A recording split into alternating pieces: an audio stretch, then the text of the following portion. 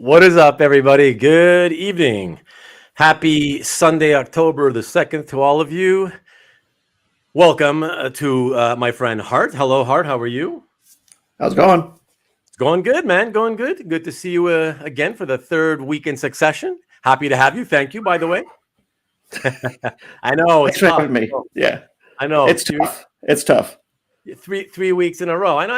It's not believe me, not a Hey, lot of people would want to do it. you're Johnny Carson. You're Johnny Carson. I'm Ed McMahon. Okay. There you go. There you go. There you I go. was thinking of telling you that you were like my Ed McMahon to my Johnny Carson. But Yeah. I would never say that because I like to think of us as equals, not me above it. I consider you my superior. You're superior. I'm your boss, damn it. Yeah. Well, good evening, everyone. Mr. Red Jack, good evening to you. Thank you, as always, for the warm welcomes to everyone in the chat. Jason Ladwig, good evening, my friend. Vivian, the wife is always there. Love the support, honey. Thank you. The Rickster, good to see you, Rick. Whoa, Kavi, made a couple of minutes to chime in and spend a little bit of time to say hello. How's it going, man? Good to see you. And Mr. Easy Go Lucky, good to see you too. What's this? Connect the positive terminal first. I'm always getting late to Marcus's comments, and then I always feel lost. So I'm not sure what he's referring to. Sorry, Marcus, if I ruined the joke. And there we go. Ian, what is up, man? Good to see you here. And again, so happy to hear everything went for the best with the health of your daughter and your wife. That's awesome news, man. So glad to know everything's on the mend. So good to see you. Thank you for showing up, man. I appreciate it. Everybody saying hello, Mr. Easy Go Lucky. Hello. And what is up, Jason? Everybody, just a quick reminder. Next week, here, check this out. Next week, I am going to have a one-on-one. Check this out. So it's Comic Art one-on-one with Jason Hussa in the hizzy. So you guys, of course, have already seen Jason because he has been on the show as a in-studio guest just to provide commentary on the two shows that I did regarding Mike Perkins' artwork a couple of weeks back. But he'll be with us next week, just doing a one-on-one. And you guys we'll chat together, and you guys out there will get to hopefully know Jason a little bit better than just who he is by name. And he's a wonderful guy, and I'm sure you guys will enjoy that. So please tune in next week for that. And what else we got here? Who else is in here? Somebody had a heart attack. Rick Welch is saying somebody had a heart attack. I'm not sure. Probably me. But you might have a heart attack. Caesar, what's up, Caesar? What is the 4 p.m. stuff? No one cares about the Bucs. Screw you. And by the way, let me just make it clear. Let me make it clear. I am and have always said that I'm a player follower. So I started with college. And so when my favorite players move on to the NFL, I like to follow them. So I follow more than just one team. And so the Bucs, believe it or not, is a team I always hated. It's a franchise. I always hated the whole franchise. I just never cared for the Bucs. I'm only there because Brady went there. But of course, they have a lot of great players now on defense and offense. And the offensive guys are coming back tonight. They've all been injured, but they're coming back tonight. So who knows? Once Brady retires, I can't say whether I'll still continue to follow the Bucs or not. Maybe I will, maybe I won't. I don't know. We'll see. But Detroit Lions, New England Patriots, those are the two big teams for me. All right. So anything else? Jeff Wedding. Jeff Wedding's in the house. Always a good night for a Jeff Wedding. And Carl Arm Silver said with my head under the hood. Nice. Don't know what if that really happened. Look who's here. Jade Giant. Claim any Hulk art. It's not even a claim show, Jade Giant. But you can certainly, you're welcome to try to claim stuff if you want. And look at him. Go Bucs. Bucs. CKS. That would be like the Milwaukee Bucks in basketball. Uh, Carl, what's up, Carl in Hawaii? Again, trying to say it the proper way as usual. Aloha, and yes, aloha means hello right now, like you taught us all last week. And check it out, Lowell. What is up, Lowell? Hey, buddy. What's Tampa? And I know that you were in Tampa. This is why I didn't check in with you, Lowell. I figured everybody I knew in Tampa were making comments about how they were safe and everything was good. So that's why I didn't check in with you. Figured you're in Tampa like everybody else. You're good. And Ian, the hurricane, is not hurting you. So, but you're a Bucs convert from NYC. There you go. Okay. All right. We'll see what happens tonight. And anything else? Anybody else? Steve Young was also a Buck. Marcus always comes out with the good little tidbits. And that's it. Okay, guys. So, like I said last week, want to watch the game. So I want to get through this quick. And the less commentary we make, the better. So I don't want to rush it too much, of course. But yeah, let's see what we can do here. You ready to go, Hart? Yep, I'm ready and able and willing. Okay, sounds good. So everybody, let us get into this with the first piece. So you guys remember last week we ended with a early career Chaykin Legion page, and so it continues with that. So it's another Superboy in the Legion page the credits state it's Chaykin and Wiacek. I think it's a pretty fun page because it's like a vertical half splash.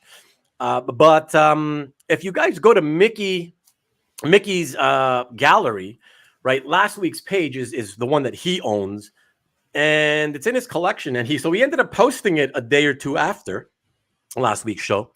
And he in the description he mentions a whole story. It's convoluted about how in one magazine interview, Milgrom claims to have done something here. And in another, I think, magazine interview, I forget who it is, but another artist did something with this. So it may not be Chaykin and Wiacek. It may be Chaykin, Wiacek, and Milgrom and another guy. I don't know. But I never had many Legion pages, so I figured I'd show this one. Yes, Jason. Vertical half splash for Colossal Boy. Exactly.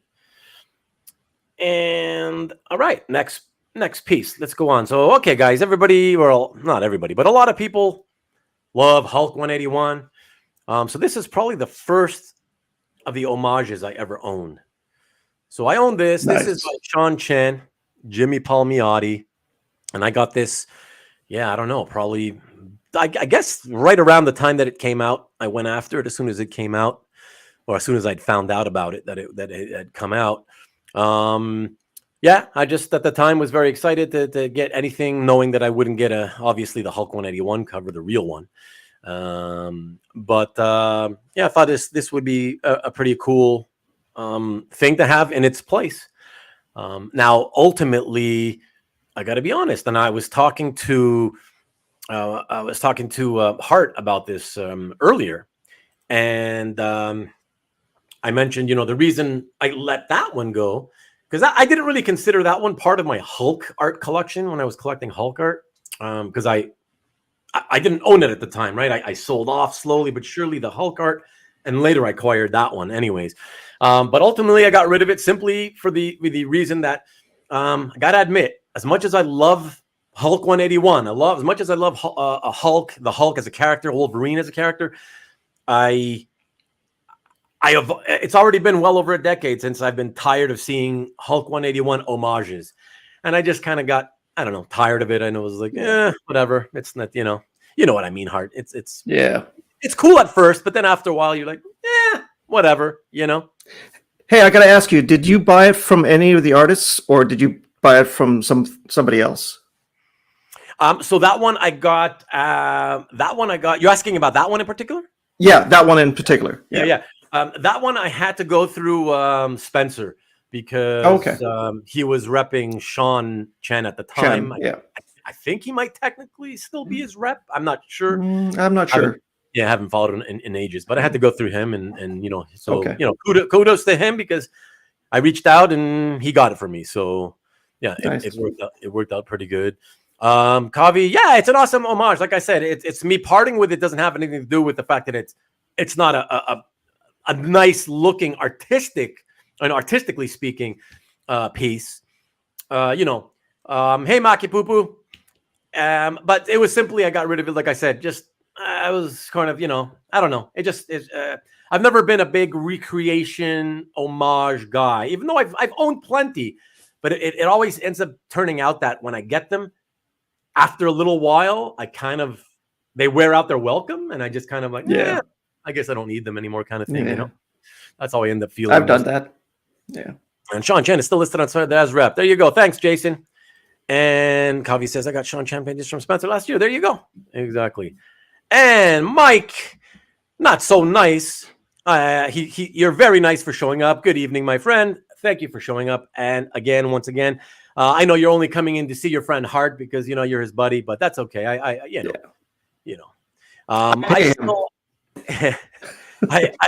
still like my 180 mine from Trippy. Yeah, I mean it's a little bit different when it's from the original artist, obviously, so that's cool. And Sean Chen does a great Whiplash. And you should know. You got the best Whiplash Sean Chen page ever drawn. So okay, guys, let us go to the next one. And I love this. I missed this one.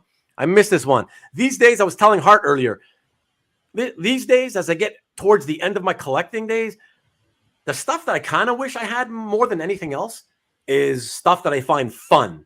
So oftentimes that's like less mainstream stuff.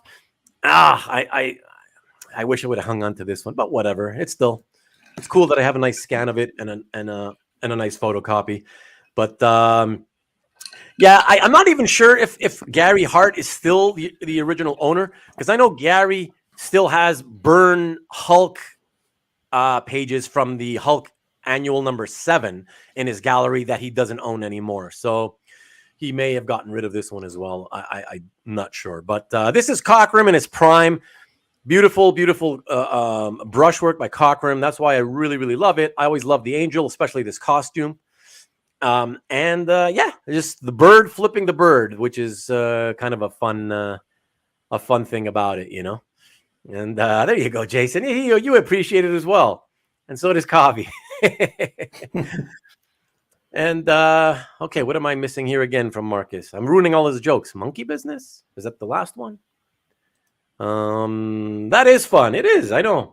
It is. Yeah. So wish I had it. What are you gonna do? I'm not sure where it is. Where it is now. Like I said, I feel like Gary doesn't own it. That's all I can say. I'm not sure, but I feel like even though he has it in his gallery, I don't think he owns it. I'm actually surprised this didn't end up in the collection of Ted Latner, because he's like the biggest Cockrum collector out there. So, but who knows? Maybe he does have it and he's hiding it. I don't know. Yeah, remember? Yeah. I remember. I remember the scandal. I remember the picture with the blonde sitting on his lap on his boat. Classic stuff, man. Classic stuff. And he's no angel. No, exactly. All right. Nice one, Mike. All right, guys. This next one, again, one of those. I would love to have it today. I wouldn't want to pay for what it costs today, but I'm a big Daredevil fan. And I'm a big fan of Bullseye, and this is one of his earliest appearances. And I love Cockrum, so it's all told. For me, this is like a triple whammy for me. That was just fantastic at the time, and fantastic today. Still love to look at it. Still love seeing it.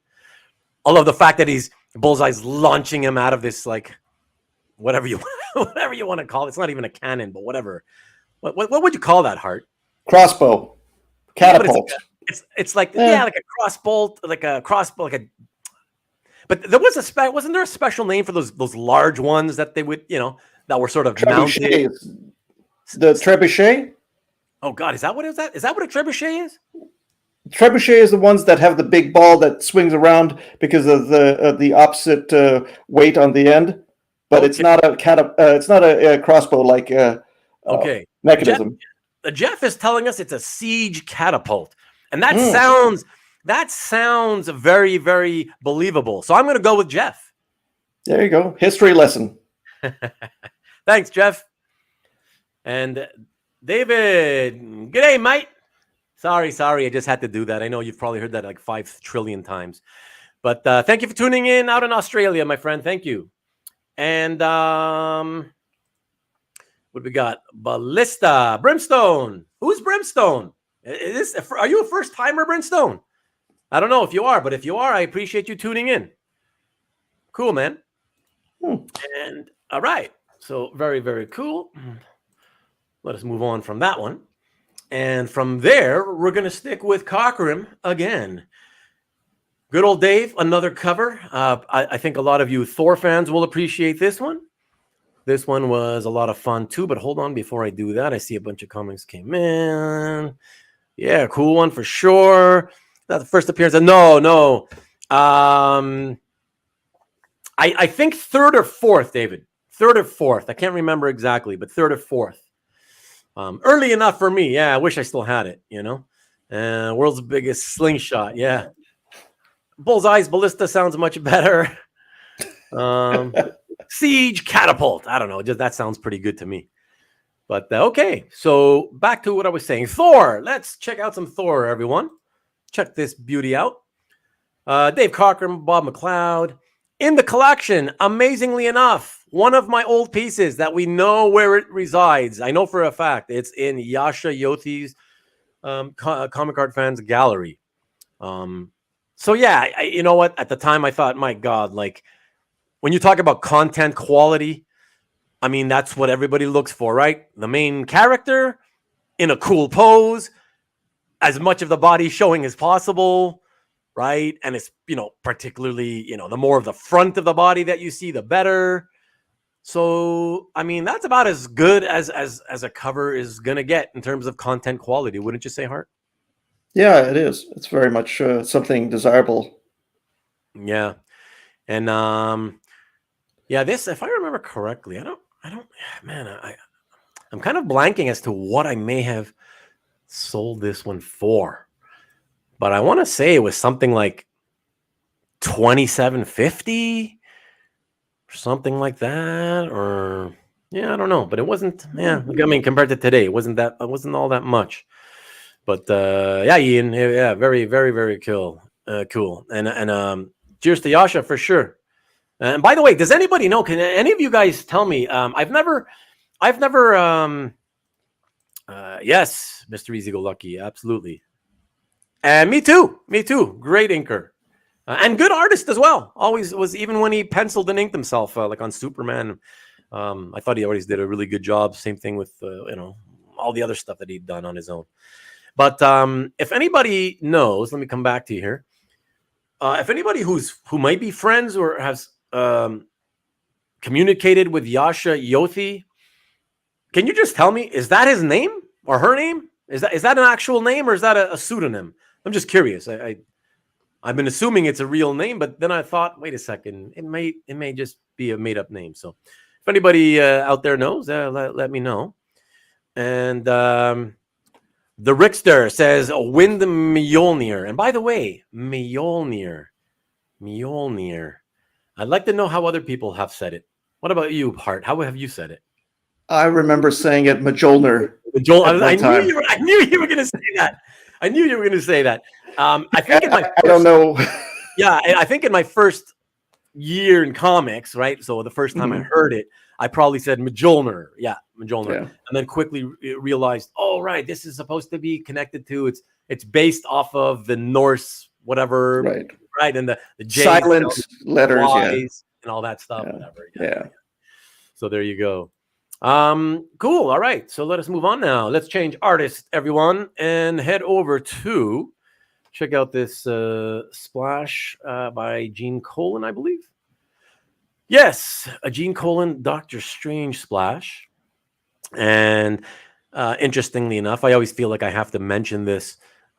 This at the time that I had it, of course, was considered a piece of crap. This was a piece of crap because, of course, far fewer collectors back when I had this. And so collectors could afford to be much pickier, much choosier in terms of the content of what was on a page. And so back when I owned this, for most people, it was, you can barely see Doctor Strange. he's shoved on the left-hand side. All you see really are his head and his fist, and that really was the norm back then. It really truly was the norm. That's what pretty much most people would say and think, believe it or not, and again, today, I mean, content-wise, I still believe that it's certainly not the greatest content because of, you don't get that much Doctor Strange. But regardless, the beautiful thing today is that because the hobby's grown so much, people will pay up even for the lower content pages, particularly if it's like a big name artist like Gene Colan, and particularly if it's older stuff like from the 80s or 70s or 60s or earlier, Yeah. Plus, there's an appreciation for good art nonetheless, now that the new collectors are in. Yes, exactly. That's very, very true. Oh yeah, and that's one of the nice things about what's been happening, in the hobby with the growth of the hobby. What I would say is that for me, anyways, even though it doesn't make up for the bad parts, which is the crazy price inflation that we have experienced, unfortunately. But one of the nice things is that with more collectors, with all the growth that came into the hobby, I do agree that there has been much more people, I guess, a larger appreciation for the art, and for the art, for the art's sake, for more people, for more collectors, and they're willing to look past sort of the content quality. They can go for mid-range content quality now, or even lower range, if it's nicely drawn, for instance, so that's nice. That's a nice benefit to see. It's I guess you can say something of a little bit of a maturation in collectors, right, within the hobby.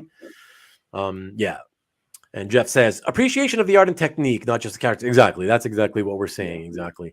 And Coffee says title pages are nice for collectors to get. Yeah, I've always loved title / credit splashes. Although in honesty, I've always loved any splashes, like most people.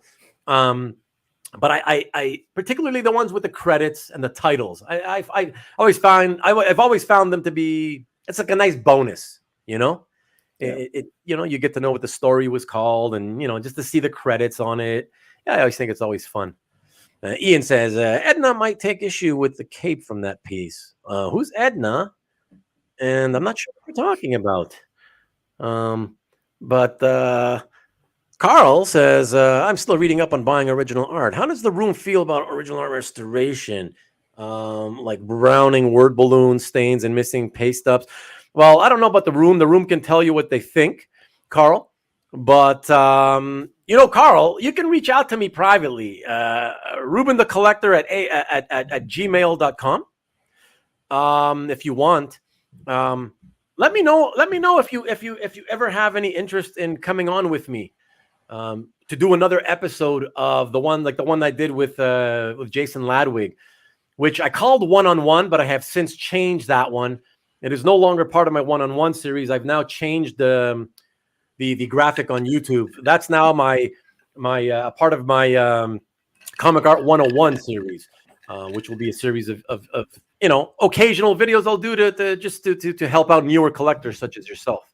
But yeah, hopefully you guys out there in the chat can chime in and tell Carl what you think about his question. And my response to that is I'm cool with the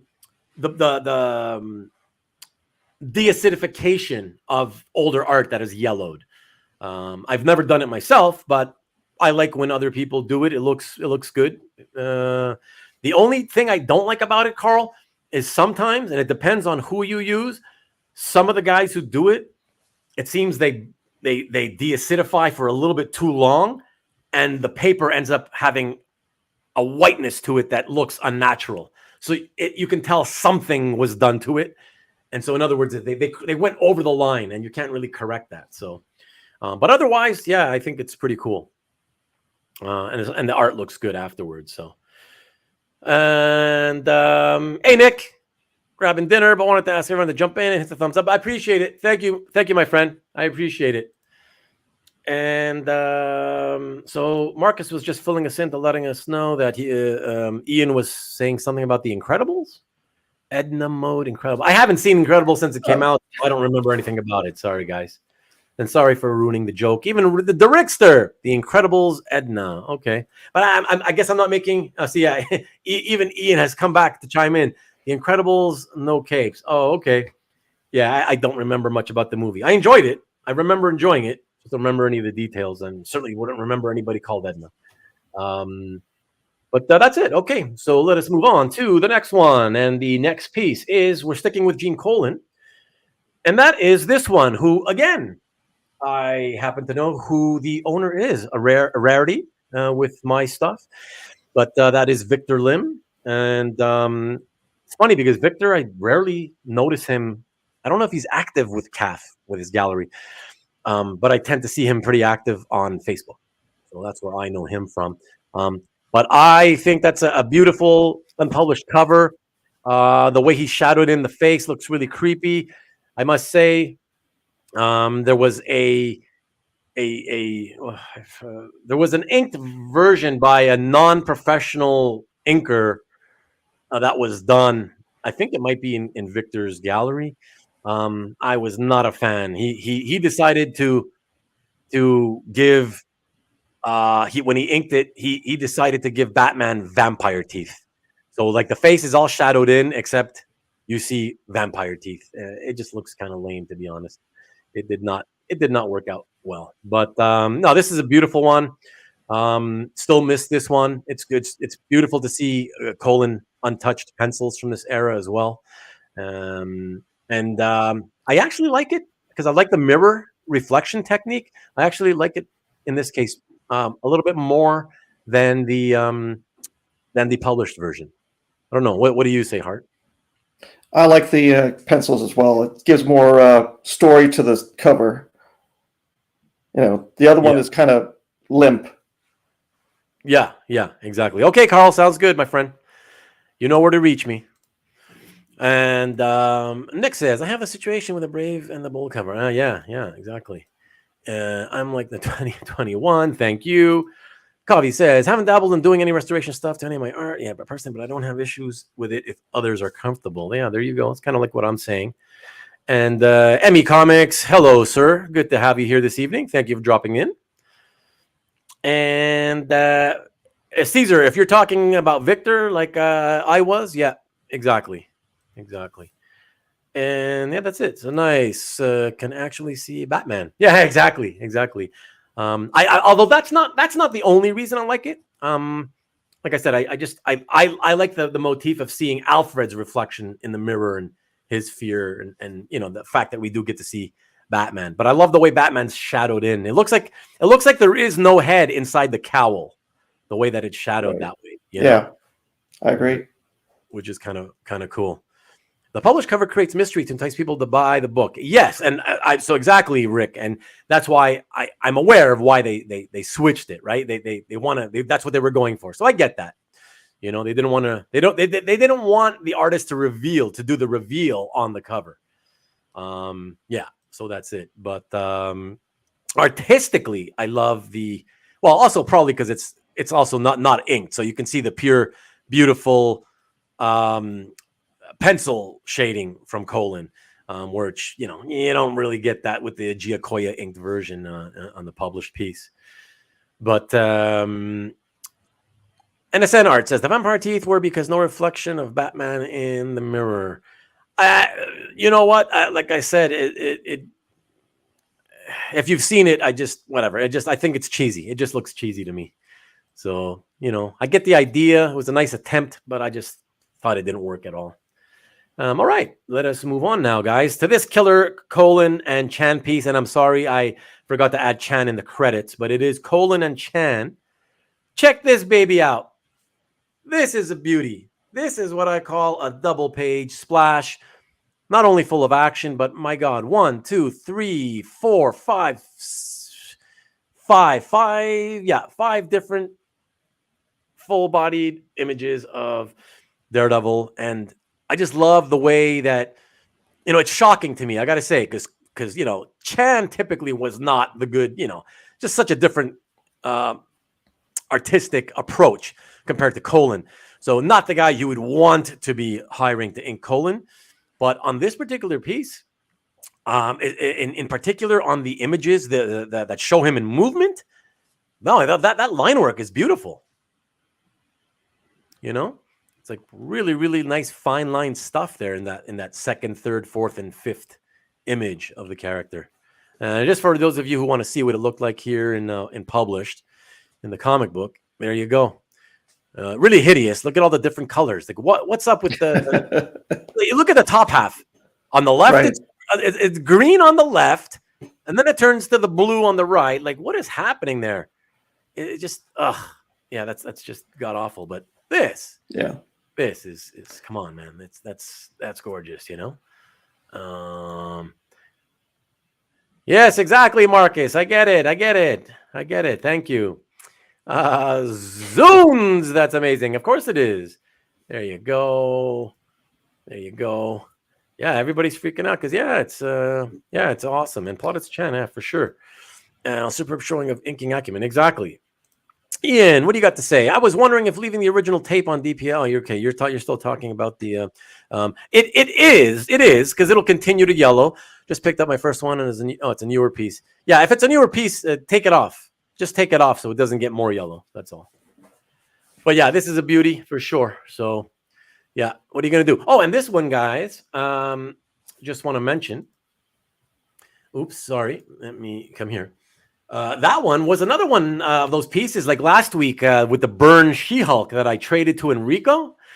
That Daredevil double page splash is another piece that if I believe Enrico still has this.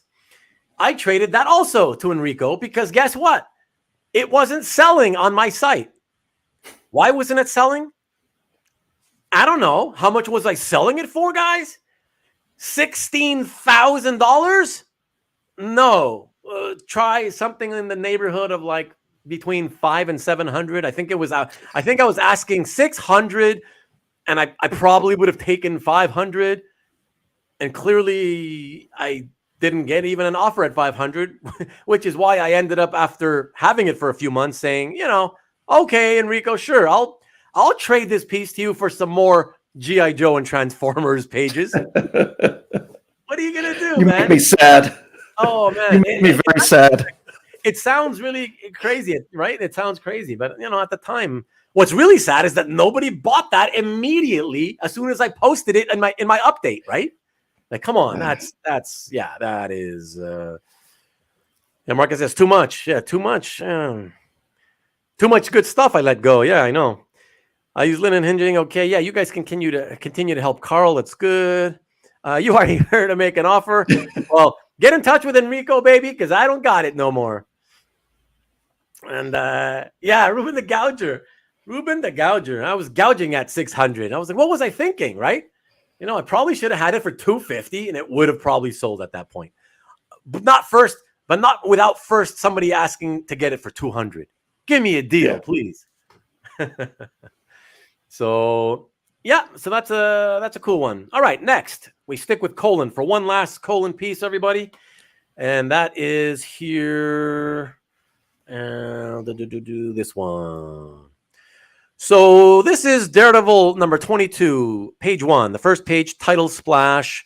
This was indeed large art because it's early enough, and it's Giacoia inks, not my favorite inks. It was, it was okay for the time period, I guess. But again, don't know who has this now. Haven't seen it in forever. But this is another one of those pieces where, again, I can tell you that back in the day, while I owned it, people said, oh, I remember, like, this didn't sell right away either on my website, right? And people would say, they would reach out, right? Because you had a few guys who were like into the Silver Age stuff, and they'd be like, yeah, I'm interested, but like, yeah, you're asking too much. I believe my asking price was $1,800. So yeah, $1,800. And of course, what everybody would say is, Oh, come on. It's such a shitty splash. Daredevil's back is to you. You know? And again, that really was how everybody fought back then. You know, it's like it didn't matter that you saw Daredevil as a full figure. His back is to you. Even though it's more of a, you know, a 3/4 turn. And so you do kind of see the back and the side, you know? People, yeah. I guess there just wasn't, there truly was. I guess that's what we've learned. There truly wasn't enough people in the hobby at the time, you know? And so the people that had the money, they could afford to wait. Get word balloon and banner placement, really fun splash. Yeah, it's kind of fun. I mean, look, it is true that it's not the greatest piece. You know, you would rather absolutely have something, you know, something that you know, does show you Daredevil from the front or whatever. But it's still pretty cool.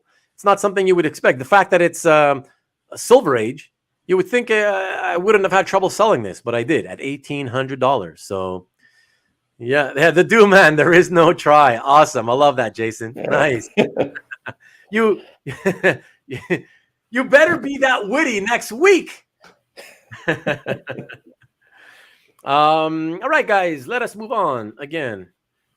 Here to Moon Knight. And guys, I'm feeling a little faint. Like it's getting really hot in here because I got the door closed and I'm wearing a lot of clothing. So I may have to go and get myself a bottle of water. So if you don't mind, Hart, I know even if you don't know anything about this, say whatever you want to say to the crowd. Have a chat with the crowd. All right, we'll do. All right. There you go. Dennis, Calvin, Steve Mitchell. Okay, so Moon Knight. Nice cover by Cowan and Mitchell. Really great lines, actually. This really shows off Cowan's early style, actually. You've got Ben Grimm in the corner. That's actually cool. What do you guys think?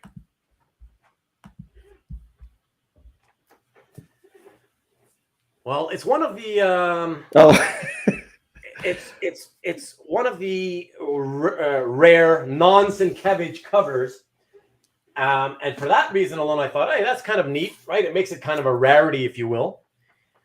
But I don't know what you might have been saying before I got back with my water there, Hart. But I just wanted to mention that was one of the reasons I liked it, even though, of course, I prefer. I love Cowan, always loved Cowan. But it is early career Cowan, and although I do find the Steve Mitchell inks complimentary, I still prefer the Cowan that we all came to sort of learn to know and love, closer to like the late 80s. To me that's kind of the better Cowan stuff, you know. To me, I like the fact that it's early Cowan, and it shows just his early style, how he was emulating probably a little bit of Neil Adams and other of his peers or his predecessors. And, it just gives you a starting point for his style. So to where we like it, you and I, obviously. Yeah, I would, absolutely agree. I mean, believe me, I'm sure if this was on the market now, I don't know what it would sell for, but I'm sure there'd be plenty of people interested to bid on it if it came out of auction. You know? Oh, it would. Marcus says, "I like how the eyes on Moon Knight look. Yeah, that's pretty cool. It's a neat feature that you never, if you think about it, you never really saw that, right? Like my memory of it is that they would typically draw Moon Knight with the just like if it's darkened in the cowl, it's typically always just dark, completely dark, right? And hey, Stanley, good evening, Stanley. No, I am not going to New York Con, my friend. Sorry, Hart. I don't. Okay, I was going to say that I don't like the coloring on the building, the brown and the red kind of. Oh, you mean that puke coloring on the cover? I mean, it's published cover, yeah. The energy around the hammer is kind of lost. It's just on the bottom section. It's just it doesn't show up very well. Yeah. Yeah. No. But we'd be here. That's a whole other show. I could do an entire series of shows talking about how horrid coloring comics has almost always been. But anyways, I don't want to go there. Yeah. I want to keep this positive. And Ian, what you got to say, bud? It is eye capturing the way it is composed. Yeah, I think it's really, really fun. Thank you, Nick. And yeah, Mr. Red Jack, Moon Knight with Jawa eyes, exactly. And Carl, come on, dude. You know that's true. It looks like puke color. Come on. Like it almost literally does. And if anybody got kids, they know puke color. There you go. Who drew in the moon? What do you mean the moon? Who drew in the moon? What do you mean by that, Marcus? Who drew in the moon? Oh, the moon in the back. Oh, right. Because it's not there. Like in. I see. Yeah. Yeah, exactly. I mean, I guess somebody in the office probably just quickly threw it in, And well, Rick says Warlord 30 cover, worst color job ever. I gotta have to look at that because I don't remember off the top of my head which one that is. But there's plenty we can talk about. So yeah, let's just not even go there. And all right, so the next item on the docket is this cool JLA page by Dick Dillin, one of the earliest pages I ever bought. So I got this one, guys, again, either later 1997 or maybe going into 1998, when I had taken the first piece I had ever bought from 1990, the cover to Power Man Iron Fist 124 by Pollard and Layton. And I decided to, sell it, put it on eBay, because I had just discovered kind of eBay, see what I get for it. Then I took that money and I decided, oh, look at this. There's other original art pages I can buy here. And I started using that money to buy other pages, bid on other pages. And this one was one of those pages. It's a beautiful one. Well, I think so, at least. So yeah, and you too, right? Yeah, it's a Silver Age page. Dick Dillin, and again, this is a perfect example of like when I have told my story about how like when I first got in, and I thought, okay, well, what's the first thing I'd want to buy? Oh, I want to buy Burn X-Men, right? And then when I saw, oh, geez, Burn X-Men pages are like $500, right? And I try to put that into context by saying, well, of course, today it sounds ridiculously, everybody can afford it today, right?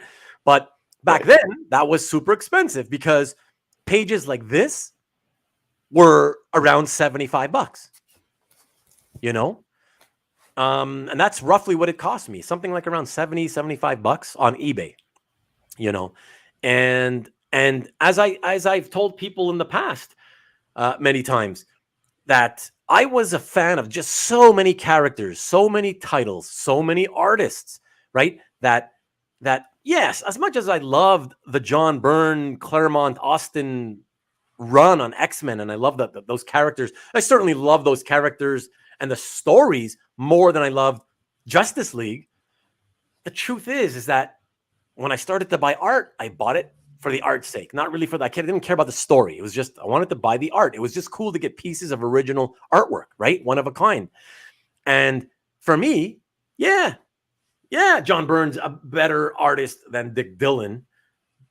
But I mean, when I look at this, I'm just like, okay, it's not 10 times better. You know what I'm saying, Hart? Like it's yeah. Well, I prefer this to Byrne, but then again, I'm a minority in this collecting field because to me that's hits my sweet spot. I appreciate Byrne and X-Men, but for me, JLA has always been one of my weak spots and my favorite team. So this would be my pick, even though I'd be stupid monetary wise, to pick this one over an X-Men Byrne page. Yeah. But I mean, like, what I'm trying to say, I mean, it's not like it came down to, it wasn't like I came down to, oh, I've got the ability to buy this Byrne X-Men page here and this Justice League page here, and I chose that one. No, it was, you know what I mean? It was just like, I found out that the burned stuff was $500 a piece. And I had already been sort of playing around on eBay, and I was picking up, I picked that one up for like $70 or something. I had picked up a Bob Layton Hercules first page title splash to the first Hercules miniseries for $33, and I was like, oh my God, for $500 that it would cost me to get the Burn X-Men page, there's just so much art I can buy for that same $500, art that I love. Right. So you're going for quantity, right? Is that what, because the money wise, it made more sense to spend $500 to pick up 6 pieces rather than 1 piece. Yeah. Yes and no. Yes. Of course, on the surface, it seems that way. It's partially true. Of course, you're going to get much more quantity. Of course, that's true. But I don't like saying that. I think that gets a bad rap, because when you use the term, so you prefer quantity over quality, it has negative connotation. People always infer that means always that, the quantity is shit. That's automatic. Everybody always makes that inference. The quantity is shit. It's shit stuff. That's why it sells for so much less. And that's not necessarily so. It just means it's nowhere near as popular. There's not as much demand for it. Doesn't always mean it's subpar art. You know what I mean? Well, I never said quality. I said quantity only. So for me, it was just quantity that it made more sense. Even it would make more sense to me to pick up the 6 rather than the 1, because I would get more enjoyment out of the 6. That to me is the enjoyment factor, because I could get the Hercules, whatever you got, as well as this one and another one. It just makes me feel like I've got a better value. It's not quality; it's a value for me. Right. So if I could make a quick sort of give you an idea to what I mean by it, it's kind of like saying, okay, if let's say, like a lot of us, if we had considered at the time, John Byrne X-Men was the barometer of 100 on 100 on a scale of 100, right? And let's say that's your 100, right? Yeah. The thing is that for me personally, artistically speaking, I would see that Justice League page and I'd still be like, ooh, that's a somewhere in 75 to 80 out of 100 anyways, in terms of the quality of a Justice League page. I just find that page, it's beautiful. To me, that's, you know what I mean? I'm not comparing it to Byrne art per se. I'm just saying in terms of if it was I'm looking for a great Justice League page, that might even be higher than 80 out of 100. Okay. But yeah, so that's the thing. But like I said, most people tend to infer that quality means junk. And this is why I'm saying it, because like people say to me, so you ended up, you got rid of that Hulk collection you used to own, which was awesome. And now all these years later, the majority of your collection, you've got nothing but quantity, because you've got like this Tom Grummett collection, which you've got hundreds of Tom Grummett pages, which are, not worth, they're each are not worth that much. Right. And again, inferring that, well, that's crap because it's quantity. And some people may not care about Tom, and that's understandable. That's fine. Everybody's got their tastes, right? But I love it. And I look at that stuff all the time, constantly. I never get tired of it. And that's how I know I made the right decision. And not only focusing my collection, 6 years ago on Tom's work, but that it wasn't a mistake to get quantity of it, to keep buying it, keep buying it whenever I got an opportunity. That's how I really, truly learned. Because I questioned myself. I was like, do I really need this much? And even today, sometimes I still question myself. Does anybody really need hundreds of pages of one artist? No, you don't need it. But at the same time, I think, does anybody really need any of this comic art at all? Not really. No, it just belongs to the factor that we all hoard or covet what means something good to us, right? Right. I mean, for me, it's like JLA is my favorite team. Avengers, any other team, I could care less. But I could collect a page. But, for me, it's what I enjoy. And we always say that collect what you enjoy. Yeah. Simple as that. We don't necessarily need to bring in the value of the page or the item, but sometimes we do in our heads because we're like, oh, well, I gave up this to take this, but this gives me more enjoyment rather than having a $10,000 page that I can sell for $10,000, right? Once it's gone, that $10,000 page. But I have 6, Dick Dillin pages, and I'm really happy about them because they are something that I wanted and I covet. Yeah, I get you. But that's for me. I get you. Absolutely. Hola, Carlito. What's happening, man? Good to see you here. Good evening. Thank you for dropping in. I think, didn't you drop in last week, like literally at the last minute as we were closing the show out, or a couple of weeks ago or something? I could have sworn somebody did that. I thought it was you. But good to see you, my friend. Good to see you. Now, Maki Poo says that sometimes the whole is greater than the sum of its parts. So I don't know if maybe you're misusing that phrase, Maki Poo, or if that's what you really mean. Because unless I'm the one misunderstanding, when you say it that way, the way you wrote it right there, here, let me put it back up again. To me, I understand that to mean is what you're saying is that sometimes it would still be it's still better to get the one burn page than the 10 or 15 random other pages I would rather have gotten at the time.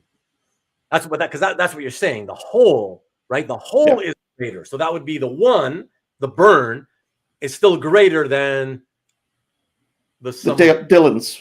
Is that what you're trying to say, Maki Poo? Let me know, or if you mean the opposite. If you're trying to say that sometimes getting the quantity is still better, let me know. And yes, Carlito, are you saying it was you who tuned in at the last second? All right, I'm glad you tuned in a little earlier this time. Thanks, man. And we got Paulie P in the house. Hold on, we're late to the party. That's okay, man. That's okay. Good to see you, Paul. And that's it. All right. So, guys, let us move on to the next one. And what do we have here? Okay, so another DC panel page. One of only 6 panel pages I have this evening to show. And here's another one purchased by me off eBay at around the same time, guys, as I got this one, right? For around $70. I ended up getting this one. And I thought this one was a lot of fun at the time because I was just like, wow, again, content-wise, right? To me, this is like 100 on 100 when you're talking about content quality. So it's a page from World's Finest. So who's in World's Finest? Superman, Batman. This one offers you 5 panels, and not only can you say the heroes are in all panels, but literally the dynamic duo, the World's Finest, both of the guys are in each of the 5 panels. And to me, this is like super, super, super high level stuff. And Dick Dillin, I thought, was always a very, very solid artist. And so to me, I was like, yeah, like, how can I not go after stuff like this and the previous JLA page? Like I said, at the kind of prices I was getting this stuff for, who knows? It's possible I could have gotten more like closer to 15 to 20 pages for the price of a Burn X-Men page, And let me see what Marcus has to say here. Sometimes dealers break up complete issues to make more money. Oh, you think? Yeah, that's an understatement. That is an understatement. Maki Poo, you meant the other way. Okay, so Maki Poo is just saying that, yes, that he's, I guess, agreeing with me and saying that sometimes, it's still better. I guess it depends on the person. Ultimately, that's what it comes down to, right? It depends on the person. And for me, it absolutely was better to go after a whole ton of pages from different comics, different artists, different characters. Because I got so much more, so much more enjoyment than I ever could have gotten out of just a single Burn X-Men page. As much as I would have loved the Burn X-Men page, the reality is it still would have only have been one, just one. So the Rickster says that the needs of the many outweigh the needs of the few or the one.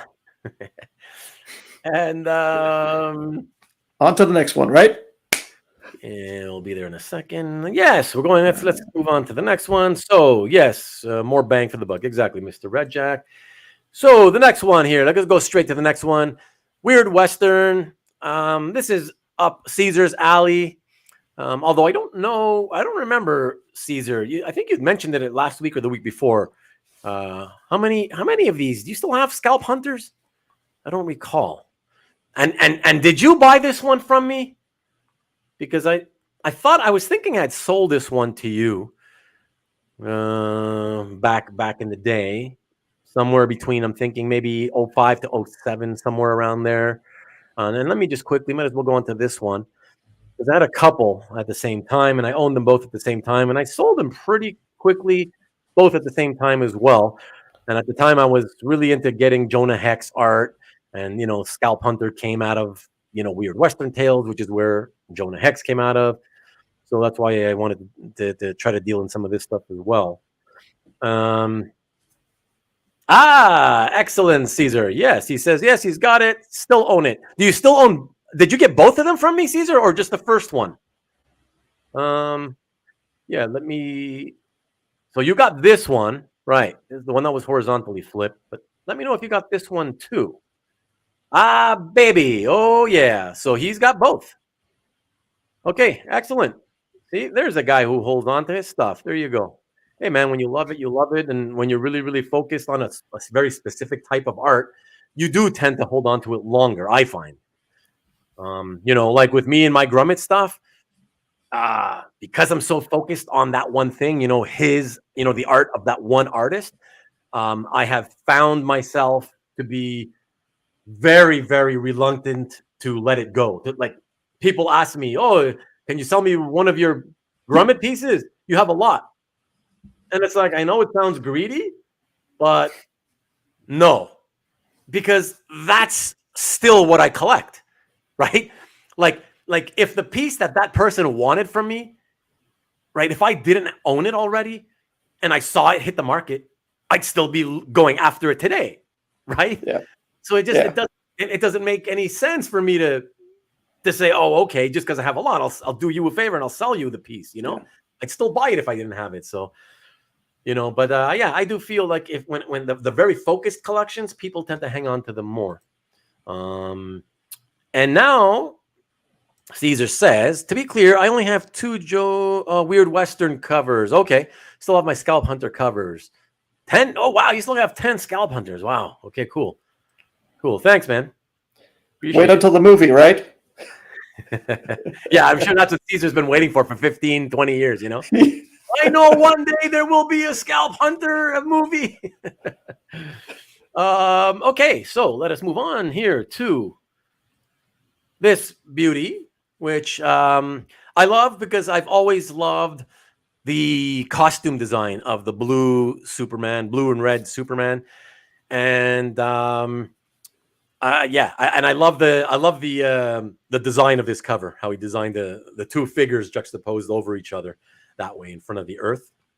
Really, really love it. And I love the Frenz Rubinstein team. I thought they always did nice work when they were on Spider-Man. So now I'm since I've changed my focuses of collecting a lot since this one came out. Back at the time, I liked it. But like I liked a lot of stuff. I wasn't that big on Superman at the time. Now I've since become far more Superman oriented. I tend to pick up Superman art here and there, even if it's not by Grummet, So that's the kind of thing where I wish I had that today. I wish, I know a lot of people will think, wow, shit, you had all those awesome, that early Bullseye Daredevil cover, this and that and the other. But I know it seems weird to say, oh, I wish I still had some of this other stuff, which of course, that one I probably sold for, I don't know, $300-400, Yeah. That's all it would have been worth. But yeah, that's kind of today where my interests lie anyways, I like stuff that's cheaper and stuff that's still more affordable, So exactly, Paul. I know you would love that. Gangnam Style. What's Gangnam Style? I think the cover. Oh, the cover. Okay. And yeah, Jason, exactly. The Vitruvian Man of Steel. That's very cool. And there you go, Mickey. How's it going, man? Great cover. Love the red blue Superman story. Oh, interesting, Mickey. You even loved. I'm glad you said that because I was wanting to ask somebody out there if anybody who had read it, if you enjoyed the stories as well, because I know a few guys who like to buy the art of the blue, red and blue Superman. But I've asked those guys and they say, I never really read them. I just like the costume and I like the art, so I buy them, So it's interesting that you I finally hear somebody say that you really like the stories as well. Because I know that era didn't last very long, but so good to know. Thanks, man. Thank you for chiming in, Paul. Excellent. Okay, cool. Yeah, I got some interesting blue and red Superman pages by Tom Grummett. Not only in my gallery, but I have others that I still haven't even posted. I'll get around to eventually. And even red and blue Superman pieces that aren't by Grummett that are really cool that I'll have to post sometime soon. Okay, so let us move on to the next one, everyone. Oh, I missed this one too, just because I remember the story was touching. Yeah, Superman Annual. This was in the Byrne era. Of course, he didn't draw this one, but he still wrote it. John Byrne script and plot, I think. Yeah, with Titano. And, it's interesting because for the most part, I did not enjoy Ron Frenz's run on the Superman titles. But when he was inked this early on with Frenz and or Frenz and Rubinstein, I thought they made a great team. So this one I really, really loved. Generally speaking, though, when he did that regular monthly run, I was not a big fan. But I love this one, and I love the perspective on this too. So, and as a good follow-up piece to this, guys, let me go straight to it. I used to have the last page splash to the story, and that's when Titan. I believe that's Lois there at the bottom in front of Superman on her knees. But rather than holding Superman when he died, she's holding the lifeless body of Titano. And it was pretty touching. It's one of those stories as you might be able to read even at that size. The last couple of captions saying, "It wore the face it's worn for all the centuries since Cain killed Abel. The face of a greedy, selfish beast. A beast without equal in the animal kingdom. A beast called man." So it's one of those things that just kind of makes you think, right? And about humanity and humanity's inhumanity towards man and that whole thing. I always thought that was really, really a neat thing to examine within a comic book, and that was a fun story.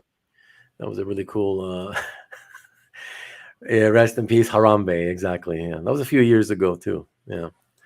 But so there we go. Let's move on to the next one, everybody. And we stick with Frenz. Ron Frenz going over to Marvel. Here we go.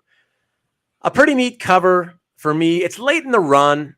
So, of course, I'm not digging, and is that Eric Masterson for those of you who remember at this point? Is that with the ponytail? Is that Eric Masterson? That's Thunderstrike. You're right. It's Thunderstrike. Okay, so it's not. Yeah. Okay, so the guy in the background, the giant head, that's Thor, I guess, right? Yeah, I don't know for sure, but it could be. It could be a different version of Thor. Yeah, well, one of the guys in the chat will no doubt have already entered the answer to that question, and we have to wait a few seconds until we can see that comment pop in. But I loved it just because it was Thor and my favorite Thor villain, Absorbing Man. Yes, I like him far better than Loki because, frankly, Loki only became much more popular because he's in a movie and a TV show. I always loved Loki. Don't get me wrong. I love the whole brotherly evil brother thing, step brother or whatever. But he was what, a magician? Like, what does he do? He doesn't have any power. He's magic based or whatever, right? He's a trickster. He's the god of tricksters. Conniver, yeah. Yeah. But absorbing man, I always loved that whole I can absorb, and become the power of whatever I absorb, whatever I touch. I thought that was cool. And I was introduced to absorbing man through the how to what's that Marvel book, the Fireside book? Draw the Marvel way? No. Bring on the bad guys. Bring on the bad guys. That's right. Yeah, and it reprinted a whole bunch of those Silver Age Marvel stories that were like origins of villains, first appearances and or origins. And so I fell in love with that first appearance of Absorbing Man by Kirby, and love that. So I will say that the Thor in the background has some really nice. Would have had a nice dentist, I'm sure, because of the bleaching of the teeth. Oh, there you go. Very white. Or maybe he just uses those strips. Maybe he uses strips. Or it could be dentures. Could be. He sure gets his face knocked in enough for that to be true. So, yeah. All right, guys. So, Paul says, I always wondered if Absorbing Man had to become whatever he touched or if he had full control. I believe it's control. Like if you are battling him and you touch him with some paper, is the battle pretty much over? No, I think it's a matter of control, because if I'm not mistaken, and somebody else out there can correct me, I believe there was an issue at some point where he's losing control, and he's having trouble controlling the power or something. But somebody who remembers these things better than I do can answer that. Anyway, well, it would suck if he touched Jello, right? If he touched Jello, yeah, exactly. Yeah. Or like Paul says, paper's already bad enough, But okay, so let us go into our last 10 here, guys. Got to get a move on. So one of the few panel pages I brought in. So guys, just wanted to let you know, one of my all-time favorite teams in comics, yes, all-time, is Kerry, Gammill, Ricardo, Villamonte, but specifically with their run on this title. To me, it's I revere it. I think it's phenomenal. It's up there with Byrne Austin X-Men. Yes, I know that sounds like heresy. I'm dead serious. And there was a time where I wanted my focus of my collecting to be Gammill, Villamonte, Power Man, Iron Fist pages. And I tried, but they just, for whatever reason, were never on the market. They never would come up. I think I accumulated a sum total of 2 pages. And it was so frustrating to me that I couldn't get more that I ended up saying, forget it. And this was one of them. And I decided to just put it in my inventory, and I sold it. But love this stuff. Love it. And Amazo loses control. I don't know who's Amazo. Okay. All right. And the second one here is another panel page. This is another one of those that I wish I still had, from Power Man, Iron Fist, also Kerry, Gammill, Ricardo, Villamonte. And it is the second appearance of Sabretooth, the first time he appears in the comic book of his second appearance. And I just love the artwork here. I love Sabretooth. I always loved the Constrictor. I thought he was badass back then. I loved them as partners. And by the way, guys, for anybody who may be curious of a little anecdote, I have a lot of attachment to this one in particular, and wish I still had it, because I still fondly remember this, because I had the comic 2 years before I even began reading and collecting comics. Because I started in '82 when I discovered my comic shop, my first comic shop near me in walking distance of me. But 2 years before that, a neighbor gave me a pile of comics, which I loved reading, and I read this one over and over to death until the cover came off, actually. For some reason, it didn't spur me on to start buying comics for another 2 years until I discovered that store. But yeah, I never forgot this issue. I never forgot this page. And yeah, it's just really cool. And yeah, I wish I still had it. And Jeff says, a Gammill Star Wars page still eludes me. Well, there you go. And Star Wars pages in general from back in the Marvel era are very tough to come by nowadays. And when they do, they're so expensive. So expensive. Who's got a circular fro? Aren't most fros circular? You're talking about Misty Knight, I'm assuming. But anyways. Yeah. All right. So let us move forward to more into the modern era, early 90s. I think maybe 1990 or 91. So this is a G.I. Joe cover, everyone. And again, don't know who has this. I could be mistaken, but if there's any super hardcore Garney fan out there, you might know. I believe this is Garney's first work, or maybe first work at Marvel. But yeah, somebody might be able to either confirm that or dispute that. And the Rickster says that the Gammill Villamonte team is a force to be reckoned with. Absolutely.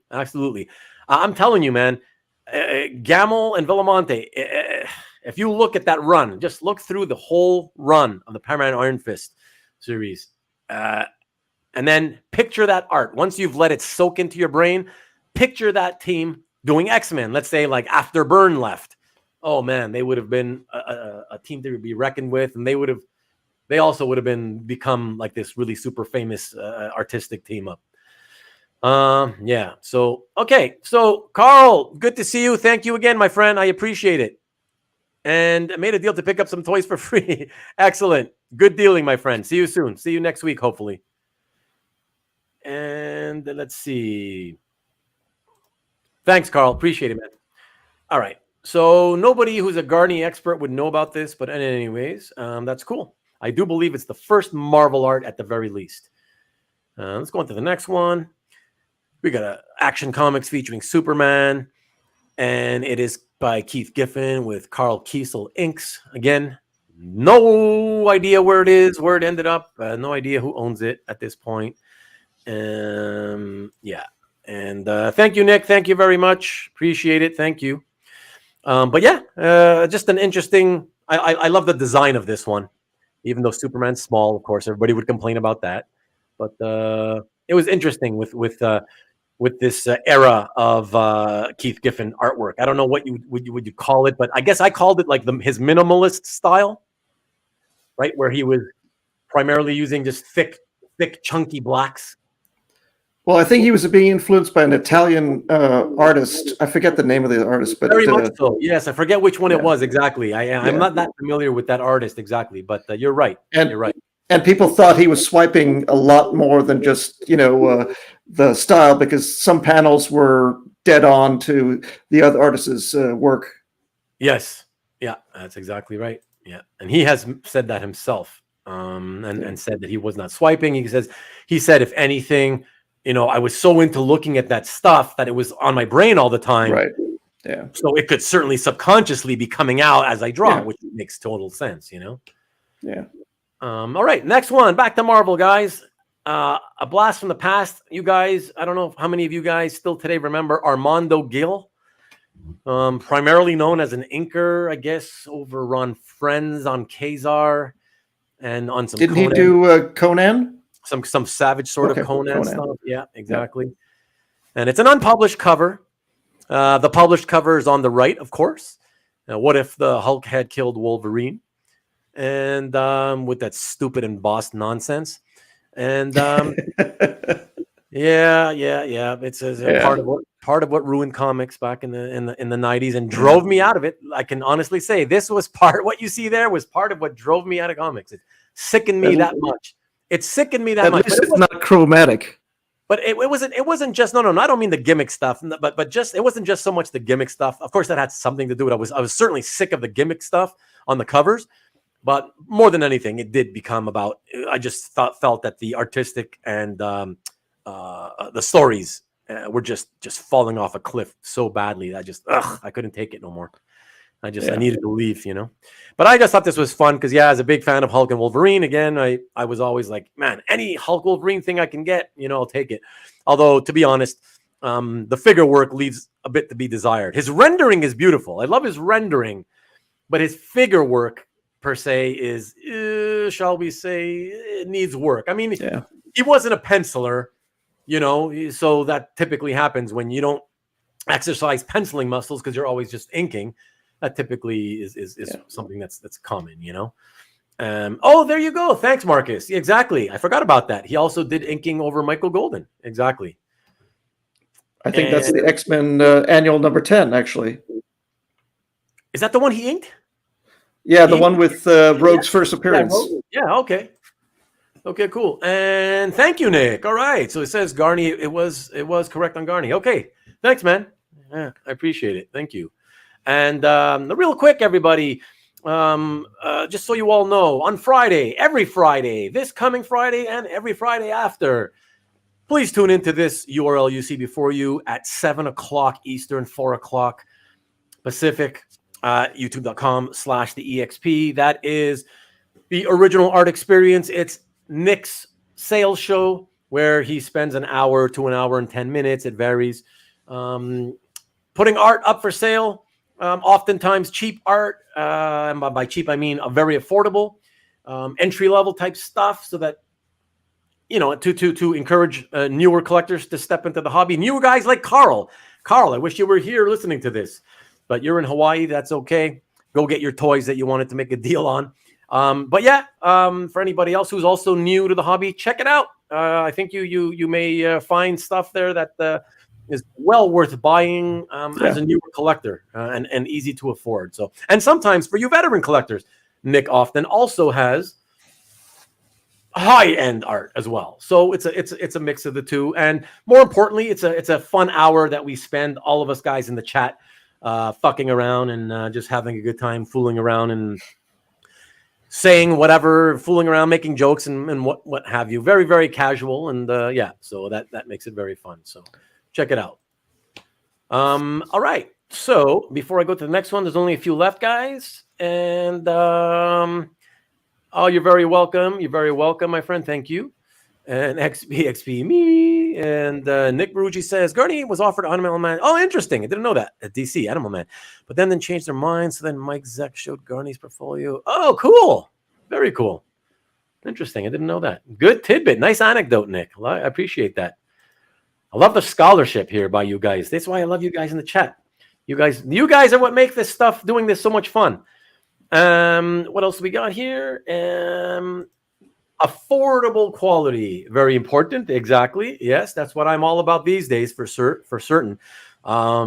It's fun and art, which is nice. Exactly. And hey, Scott M, good to see you, my friend. Even though the show's going to end in a few minutes, I know you do. We all know. Well, at least those of us who tune into your show, the EXP, know how much I love Garney. All right, guys. Let's check out the last few. It's only, I think, 4 left. Nick, tell me, man, do you own this? Because I feel like you might own this, but I don't see it in your gallery. And I think if you don't own this, then I think you should own this.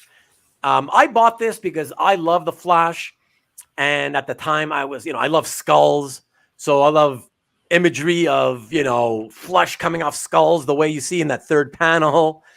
Yeah, to me, that's just like, it's cool, sort of horror type art. I love to see that type of stuff. And I thought it was so unique to have what apparently, it essentially looks like a panel page, and they turned it into a cover. It's not something you see, not an approach you've seen taken very, very often in this business. And what do we got here? Oh, you wish. Okay. Man, I thought you might be keeping it as a secret, Nick. Oh, well. Yeah. Me too. And even CJ. Hey, CJ. Great cover and freaky. It is. Oh, I love it. Love it so much. I wish I knew where it was. Not that I'd buy it back, but I wish, it'd be nice to know where some of this stuff. I wish somebody would just show this stuff off, man. Damn. Why is Aunt May in the Flash costume? Well, they wanted to tease us, and they wanted to tease the fans, to see if, like, what we would think, like, in a very subtle way, what we might think about another Marvel DC crossover. I think that's what they were trying to do, And Giordano killed it on covers when he drew them himself. Yeah. He was an excellent artist, fantastic artist, excellent inker, but excellent artist and all around. All right, guys, let's go directly to the Dave Gibbons, Mark Farmer, both British artists, very, very famous today, basically virtual unknowns at the time. And I just thought this was cool at the time because it was a splash and it was Green Lantern. It was, what's his name? John Green Lantern. Please, I'm having brain. Stewart. Thank you. Yeah. John Stewart, Green Lantern. So, yeah, thought it was cool with a villain as well on top of a dam that's breaking up. Now, that whole motif was right up my alley. And, of course, I at the time I thought, oh, yeah, people should love it just because it's Dave Gibbons. Because if they can't afford Watchmen art, which, of course, in those days probably was only selling for like less than $2,000 a page, I was like, oh, they're gonna take this as a sort of a secondary choice. No, I was wrong. This sat on my website, like so many other things. This sat on my website, for quite some time before I sold it. So, Marcus, what do you say? These pages are awesome and have the Gibbons style that he would use on Watchmen. I love them. I remember even before Watchmen came out, I was buying Green Lantern whenever I could afford to add an extra title to my Marvel stuff, at that time I was reading Green Lantern and I was like, oh yeah, this Gibbons guy, this is really good. Because I gotta say, I really disliked. I've never been a fan of Joe Staton art. Sorry, Joe. He's a good artist. So let me specify that I was never a fan of his style, just stylistically. I was never taken by his style. So Dave Gibbons to me with Mark Farmer, especially, I was like, oh, that stuff's great, And I was going to say that Staton's style is more cartoonish, in my opinion. But I mean, I have Staton in my collection, but I still consider it cartoon art. Right. Yeah, absolutely. I know what you mean, for sure. Yeah, an interesting little anecdote from Nick. It says Dave sold his pages at £20 per page on Watchmen. I'm not shocked. I remember back in the days people doing that. Made a deal with his retailers to sell them all at once as the books came out. Yeah.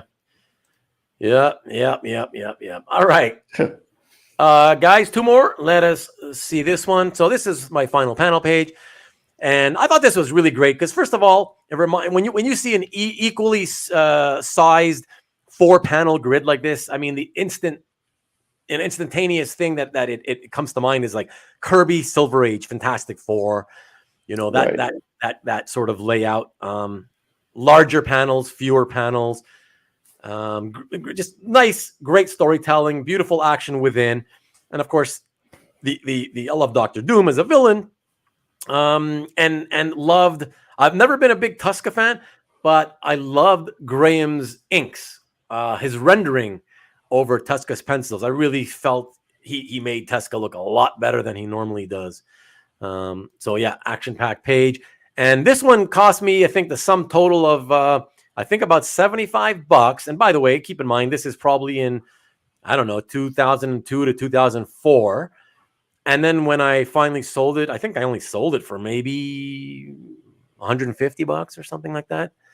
And now Luke Cage pages from this era, I've seen them sell for like thousands, like without a villain, thousands panel pages. I'm like, what the hell is going on in this hobby? Yeah. So I agree, CJ. I agree for sure. Pluck. Exactly. Good punch sound effect. You have records of every piece you sold. No, Stanley. No. And all right, guys, let us go to the last one here so I can run out of here and get to the game. The final one is a Mike Grell cover. Once again, I can't help but have to mention everybody. This was considered crap.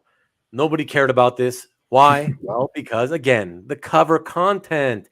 Yes, it is considered, even today, that still stands, and even I agree with it. It's lower quality cover content because the main character is not there, right? There's no warlord on it. I get it. But nowadays, because there's so many more people in the hobby, the nice thing is that it would still sell rapidly, very rapidly, because of the art, because it's still beautiful Mike Grell art and it comes from Warlord. And design-wise, the design, with the hair there and everything, and leaving the at least on the original, leaving the top of her hair in negative space. That's fantastic. But at the time, I think I struggled to get $600 for this, or maybe 400 or something like that. Yeah. So it's crazy, but there you go. It just shows you guys who are newer to the hobby just how much things have changed. And Ronald, you're coming in just as we're closing out the show, my friend. But good to see you. Marcus says, "Who you got on the game tonight?" Well, I mean, I'm going for my boy Brady. So, I mean, yeah, and he's got for the first time this season, he's going to have he should have a complement of receivers tonight. So, yeah, it should be good. Should be good. No matter what, should be a good game. We'll see. And special coloring, exactly. My vampire on the cover. Oh yeah, not a comic I ever read, by the way. Very much pop artish, isn't it? Colan. Sorry, I guess I'm getting to this comment a little too late, Rick. So I guess I don't know what you're referring to. Sorry, bud. And saying hello. And Marcus and Nick, what's up? Okay, all right, guys. So, hold on. Oh, cool, Caesar. Awesome. Hey, no, that's cool, man. Like, yeah, I don't remember who I sold it to. I think I might have sold it to Mike Lovitz. So I don't know who you got it from, but I think I might have sold it to Michael Lovitz. Michael Lovitz, I believe, owned this at one point, and I think I would have. If he did, then I believe even more that it probably would have been me who sold it to him. But yeah, if you need to know, you can check with that. 7-0, my homies already. Shit. Okay. You better get going. Yeah, that's okay. That's okay. I'll be there soon. Thank you, Nick. Caesar's one. Oh, okay. Thank you. Yeah, thank you.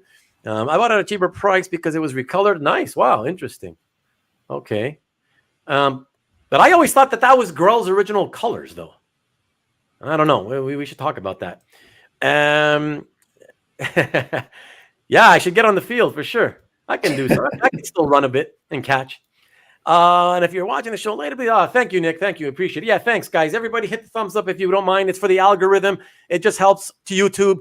The more thumbs ups and likes and subscribes that we get, it just helps YouTube's algorithm put my videos in front of more people. And that, of course, that's the whole point, is to just help grow the hobby.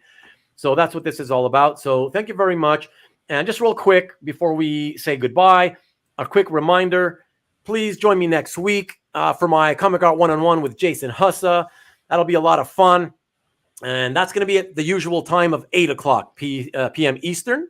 So 5 o'clock on the West Coast. All right. And just real quick, here's a little quick sneak peek of my upcoming shows. So after next week, 2 weeks from now, I'm going to have that Comic Arts show and sell, Andrew Hennessy. So again, similar to the ones that I had during the month of July. And the week after that, another Comic Art One-on-One, this time with young collector Simon K., who I made an appearance with him on Comic Art Live about 2.5 years ago when he was only about 6 months into the hobby. And he is now close to 3 years into the hobby. I figured it'd be a good time to check in with him and see how things have gone for him as a collector, going from new to kind of a veteran. I figured that would be fun, Yes, that's what would happen if I dared step on the field immediately. With just looking at some linebacker coming at me, I'd be like, okay. Thank you, Jason. I appreciate it. Thank you very much. And what else have we got? Thanks, Jason. Thank you, CJ. Appreciate it. Thank you, Mr. Easy Go Lucky. Thank you very much. Stanley, yes. Like I said, Stanley, tell me if you want to participate in either a one-on-one or a collector roundtable. I would love to have you on, man. I can't, I can't do a roundtable because it's hard to get. I want to get at least 3 people, and 4 including myself. So it's just hard to get 3 people and all to agree to be able to make it on the same night, same Sunday night. So the more people that say, "Hey, I'll come on with you," the better. Easier for me. I'll reach out to you and we can arrange something, man. So let me know, Stanley. And all right, cheers, Jeff. Appreciate you coming by, buddy. As always, thank you so much. Thank you to everybody. And I won't be at New York Comic-Con, but have fun to those of you who will be there. The Rickster, thanks, guys, and appreciate you as always, Rick. You're there all the time for me, and I can't tell you how much I appreciate it. Really, really appreciate you, bud. Thank you so much. Have a good week, by the way, and I'll see you next week, hopefully. And Jason, thanks, buddy. Appreciate it. Good seeing you. Thanks for dropping by again. And yeah, Mackie Boo Boo, go Brady. Have a good week. You too. And all right, Hart, stick around for a minute, will you? Will do. Okay, sounds good.